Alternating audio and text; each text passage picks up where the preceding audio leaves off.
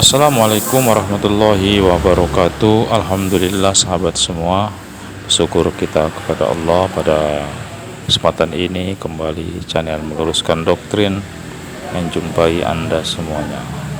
Baiklah sahabat sekalian, pada kesempatan kali ini kembali saya akan memberikan atau menyajikan sebuah video tentang kesaksian seorang mu'alaf yang didatangkan oleh Yusuf Manubulu pada channelnya, yang mana pada kesempatan ini seperti biasa murtadin yang disajikan oleh Yusuf Manubulu kembali bingung untuk menjawab pertanyaan dari seorang penanya dari muslim, dan ujung-ujungnya kembali kena kepanikan yang tidak bisa menjawab pertanyaan, kendali diambil oleh Yusuf Manubulu sebagai sutradara. Baiklah sahabat, bagaimanakah kisah selanjutnya? Mari kita saksikan. بشر المنافقين بأن لهم عذابا أليما. Tunggu teleponnya. Oke, kita ke Pak Cabe. Pak Cabe, selamat malam. Selamat malam. Suara saya Malam, jelas, Pak. Pak? Jelas, Pak. Oke, saya langsung ke narasumber. Selamat Ya, malam, Bu. Selamat malam, Pak. Ibu dulu aktivis ya. Tadi dalam kesaksian kayaknya membela pedagang kecil dan sebagainya itu. Oh, sebenarnya saya juga enggak begitu, Pak. Tapi tergerak hati aja waktu itu. Mungkin saya melihat pedagang bagaimana sebenarnya. Waktu itu saya berangkat dari latar belakang dari Aceh juga enggak seperti itu, Pak. Dulu saya guru TK. Enggak, maksud saya kalau ibu itu aktivis, saya justru nggak mau berspekulasi kenapa ibu ditangkap. Artinya segala kemungkinan serba mungkin. Apakah ibu dijebak, apakah memang ibu terlibat dalam narkoba, kemudian untuk biaya itu juga serba mungkin juga.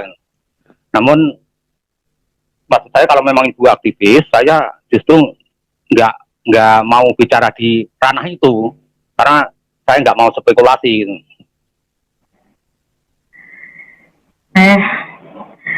Apapun Pak ceritanya, mau siapapun yang salah itu, saya tidak membenarkan diri saya.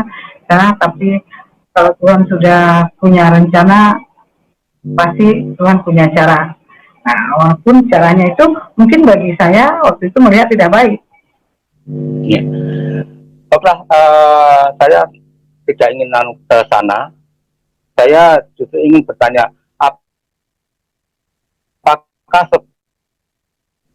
sebelum 2014, artinya sebelum masuk penjara itu, ibu menjalankan syariat Islam? Oh, saya menjalankan syariat. Ya, juga sholat, juga puasa, juga dan lain sebagainya. Pokoknya syariat Islam dijalankan. Ya. Oke, sebelum saya ke pertanyaan inti, tolong dilanjutkan yang saya baca. Alhamdulillahilladzi anzala ala abdihil kitab walam yaj'alahu iwaja. Silahkan dilanjutkan, Bu. Kalau itu saya sudah, maaf Pak, saya selama ini sudah belajar Injil, jadi saya sudah tidak belajar Al-Quran. Baik sahabat, di awal dari pertanyaan Pak Cabe mulai mengetes apakah si ibu yang dari Aceh ini benar-benar seorang muslim sebelum dia menjadi murtad. Tapi pas diuji, dia sepertinya tidak tahu ayat apa yang telah dibaca oleh Pak Cabe, dan ini membuktikan kalau sebenarnya dia diragukan kalau dia ini adalah seorang muslim yang taat, apalagi berasal dari Aceh, yang mana orang Aceh itu rata-rata Islamnya Islam yang taat, dan tentunya dari kecil diajar mengaji, apalagi ibu ini adalah seorang yang sudah dewasa. Masa dia tidak bisa ayat apa yang dibaca oleh Pak Cabe? Baiklah sahabat, marilah kita lanjutkan videonya. Coba yang ini, yang orang Aceh, Muslim Aceh maksud saya, tidak mungkin nggak bisa ini. Yasin wal Qur'anil Hakim. Yasin wal Qur'anil Hakim innaka laminal mursalin tanzilal azizil hakim litunzira min wahid. Baiklah sahabat, di sini si ibu sudah mulai ada keberanian untuk melanjutkan apa yang dibacakan oleh Pak Cabe.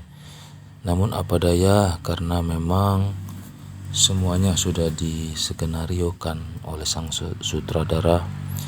Apa yang dibacakan oleh sang murtadin ini sangat jauh dari kebenaran, dimana pada bacaan itu sama sekali dari irama, dari tajwid tidak kena sama sekali, apalagi bacaannya itu tidak sesuai dengan apa yang ada di ayat Yasin. Baiklah sahabat, bagaimana kelanjutannya? Mari kita simak video selengkapnya. Aduh. Ya, nggak apa-apa, itu salah total. Artinya saya tidak sedang apa itu untuk lomba ini, jadi itu makanya tapi ibu bisa gitu. Artinya ibu bisa baca meskipun itu tadi kalimat yang ibu baca itu salah total, tapi bukan ke sana arah saya. Ya, saya langsung ke inti pertanyaan ini. Apakah tanggal 25 Desember itu berdasarkan keyakinan Kristen ada dalil ataupun patokan atau pedoman bahwa itu adalah sebagai lahirnya Yesus Kristus?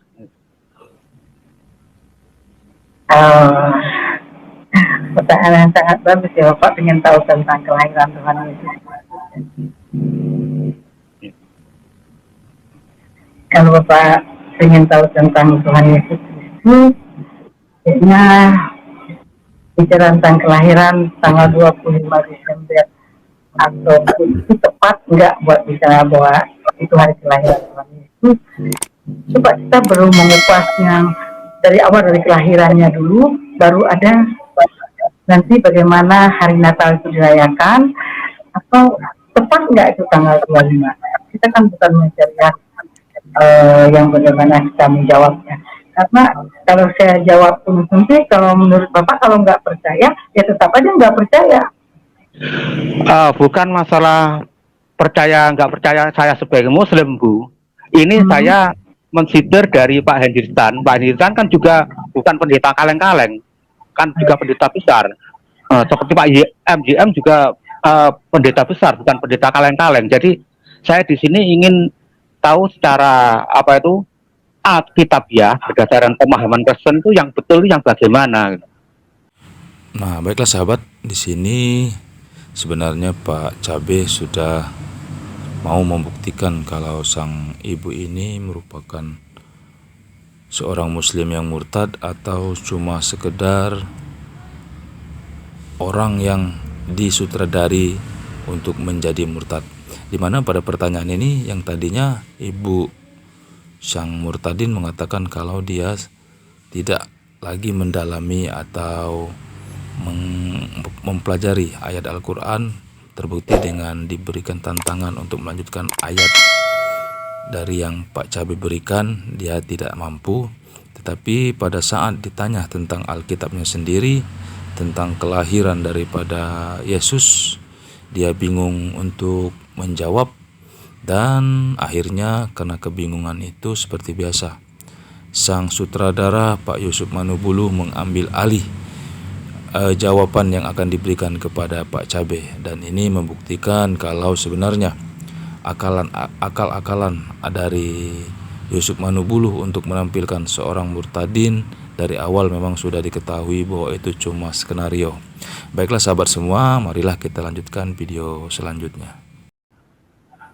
Jadi gini Pak Cabe, saya jelaskan ya, kalau masalah pendapatnya Pak Hendrikan, itu pendapat pribadi dia. Jadi kalau misalnya Bapak tanyakan tentang dalil, kenapa tanggal 25 Desember, apakah ada dalilnya yang mengarah ke situ sehingga dirayakan pada tanggal 25 Desember? Sebetulnya dalilnya itu sangat kuat. Kan bicara tentang kelahiran Tuhan Yesus itu adalah bicara tentang pergantian tahun. Makanya sangat berdekatan dengan yang namanya tahun baru. Kalau di luar negeri kan after Christ dan before Christ, ya, sebelum Tuhan Yesus dan sesudah Tuhan Yesus. Kalau di Indonesia, saya tidak mengerti, cuman bahasanya agak sedikit diplesetin ya, sebelum Masehi dan sesudah Masehi. Dan itu sebetulnya itu mengacu kepada sebelum Isa Al-Masih dan sesudah Isa Al-Masih. Saya tidak tahu kenapa bisa berubah seperti itu, tetapi itulah membuktikan bahwa kelahiran Tuhan Yesus itu adalah sebuah pembuktian daripada tahun baru itu. Jadi memang tanggalnya itu sangat mendekati dengan apa yang diperingati sebagai tahun baru. Jadi tahun baru adalah tahun, kalau di luar negeri itu jelas sekali, before Christ and after Christ. Makanya seperti misalnya peristiwa-peristiwa besar, selalu kita mengacu kepada tahun baru, kepada tahun. Misalnya kapan kejadiannya, ya? Oh, 700 tahun sebelum Tuhan Yesus lahir ke dunia. Oh, 500 tahun sesudah Tuhan Yesus lahir ke dunia. Kalau di Indonesia kan selalu bilangnya, oh 300 tahun sesudah Masehi, maksudnya sesudah Tuhan Yesus lahir. Nah, kenapa menggunakan sesudah Masehi, sesudah Isa Al-Masih? Karena memang menunjukkan di situ bahwa dialah Tuhan yang berkuasa, dialah yang mengendalikan waktu. Ya, karena tidak ada satu manusia pun yang bisa mengendalikan waktu. Dialah pengendali waktu, dialah yang menentukan hidup manusia, dialah yang menentukan tanggal kawin manusia, dialah yang menentukan setiap peristiwa-peristiwa besar. Karena setiap kali kan kita pasti bertanya, kapan kejadiannya? Misalnya tsunami di Aceh, kita pasti akan berkata, oh tahun 2004, sesudah Isa Al-Masih atau sesudah Masehi. Atau kalau di luar negeri tahun 2004 sesudah Tuhan Yesus turun ke dalam dunia.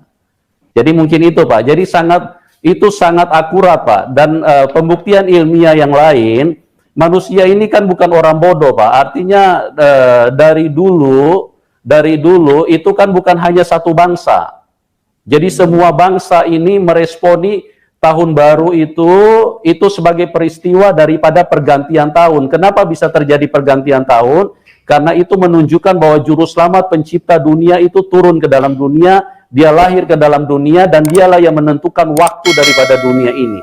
Makanya semua harus berpusat kepada kelahiran Tuhan Yesus, dan semua harus berpusat kembali kepada perhitungan waktu itu. Jadi kira-kira seperti itu ya Pak Cabe. Sahabat, lucu bukan? Di saat seorang penanya menanyakan kepada narasumber, tetapi selalu sang sutradara akan mengambil alih posisi untuk menjawab pertanyaan dari sang penanya, yang mana pada kesempatan ini Pak Cabe mempertanyakan sesuatu tentang perihal 25 Desember. Tapi karena sang ibu yang dari awal sudah kita ketahui merupakan settingan sebagai murtadin, bingung untuk menjawab, dan akhirnya diambil alih oleh sang sutradara yaitu Yusuf Manukbulu. Tapi sahabat sekalian, dari penjelasan atau jawaban dari Pak Yusuf Manukbulu jelas sekali itu cuma mengada-ada dan tidak sesuai dengan kenyataannya, yang mana sang Yusuf Manukbulu mengatakan bahwa tanggal 25 Desember diperingati sebagai hari kelahiran Yesus itu karena sekarang ini semua bangsa mengakui bahwa tanggal 25 Desember itu mendekati sebagai tahun baru, sebagai pergantian tahun. Tetapi sebenarnya kalau mau diambil kesimpulan, ini merupakan jawaban dari seorang yang sekedar mengumbar atau mempromosikan asumsi liar yang sebenarnya sudah dikatakan oleh Pak Cabe bahwa perselisihan tentang tanggal 25 Desember itu bukan terjadi di antara Kristen dan Islam atau non-Kristen, tetapi perselisihan atau pertentangan tentang hari kelahiran Yesus itu menjadi polemik di dalam kekristenan itu sendiri. Seperti Henry Tan, Pak MYM itu tidak setuju atau agak sedikit meragukan bahwa tanggal 25 Desember merupakan hari kelahiran Yesus. Baiklah sahabat semuanya, bagaimanakah kisah selanjutnya? Marilah kita saksikan bersama-sama. Untuk pergantian tahun, saya sepakat tentang after Christ maupun before Christ atau DC Domino atau lupa saya itu baik itu dengan Masehi dan sebelum Masehi itu artinya tidak jadi masalah. Yang justru yang saya pertanyakan itu saya ingin mengkonver tentang kelahiran Yesus itu dari ajaran Islam dan kemudian pendapat tokoh-tokoh Kristen seperti Pak Henry Tan, kemudian juga ada tokoh dari gereja Koptik kalau nggak salah, itu yang mengatakan bahwa lahirnya Yesus Kristus itu 7 Januari. Kemudian tadi saya katakan, Bapak Henry Tan mengatakan kalau umat Kristen meyakini tanggal 25 itu, maka itu termasuk dosa. Ya, maksudnya Bapak zaman apa? Artinya menurut Pak Henry Tan, kalau meyakini bahwa umat Kristen kalau meyakini bahwa Natal itu jatuhnya pada 25 Desember itu adalah dosa. Gitu. Oh. Ya mungkin gini Pak Cabe, itu kan pendapat pribadi dari Henry Tan ya. Jadi artinya itu tidak bisa dijadikan teologi atau dijadikan dalil karena Alkitab itu kan mempunyai dasar yang sangat kuat. Artinya kalau pendapat-pendapat pribadi muncul seperti itu bisa saja. Saya tidak tahu kenapa mereka bisa berpendapat seperti itu, tapi kan kita melihat secara keseluruhan. Karena ini dunia pun artinya itu memperingati. Jadi pada waktu kejadian 25 Desember Pak, itu saya ingin kasih gambaran seperti ini. Manusia ini kan bukan orang bodoh Pak. Kalau misalnya dirayakan dari tahun pertama, kedua, ketiga, keempat, kelima, keenam, ketujuh, kedelapan, kalau memang itu peristiwa tidak akurat, itu kan manusia pada saat itu akan protes gitu. Kenapa kalian merayakan hari kelahiran Tuhan Yesus itu pada tanggal 25 Desember? Kan bukan hanya satu manusia yang merayakan, jadi seluruh dunia yang merayakan. Justru itu Pak, kan saya tadi juga mengatakan bahwa gereja-gereja Katolik itu kan merayakan 7 Januari. Ya, kalau gereja Koptik itu kan mereka muncul itu kan belakangan. Ya, saya tidak tahu mereka kok mau mengambil 7 Januari, itu kan berarti itu pendapat pribadi. Ya, itu pendapat kelompok. Dan pendapat kelompok itu tidak bisa dijadikan acuan untuk sebuah kebenaran yang sudah termuat di dalam Injil dan yang sudah diperingati oleh seluruh bangsa, karena peristiwa ini bukan diukur nanti peringatan yang dilakukan oleh kelompok tertentu saat ini, tapi peristiwa ini adalah peristiwa kebenaran. Nah, kalau memang pada waktu itu tidak mendekati atau tidak akurat, pasti orang-orang yang di zaman itu sudah melakukan protes besar-besaran bahwa kalian ini mengada-ngada. Bukan hari kelahiran Tuhan Yesus, kalian peringati sebagai hari kelahiran. Kembali sahabat, sang sutradara mengeluarkan jurus andalannya, yaitu asumsi, dengan mengatakan kalau seandainya bahwa tanggal 25 Desember itu bukan hari kelahiran Yesus, tentu banyak orang yang protes. Karena dari awal, dari tahun pertama, tahun kedua sampai ke-8 dia tadi berbicara, orang tidak ada protes karena memang itu merupakan betul-betul hari kelahiran Yesus yang sesuai dengan apa yang tercatat di dalam Alkitab.